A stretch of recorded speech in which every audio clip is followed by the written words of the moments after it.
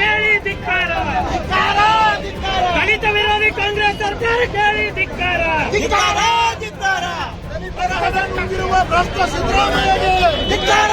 ದಲಿತರ ಹಣ ನುಂಗಿ ಹಾಕಿರುವ ಕಾಂಗ್ರೆಸ್ ಸರ್ಕಾರಕ್ಕೆ ದಲಿತ ದ್ರೋಹಿ ಸಿದ್ದರಾಮಯ್ಯಗೆ.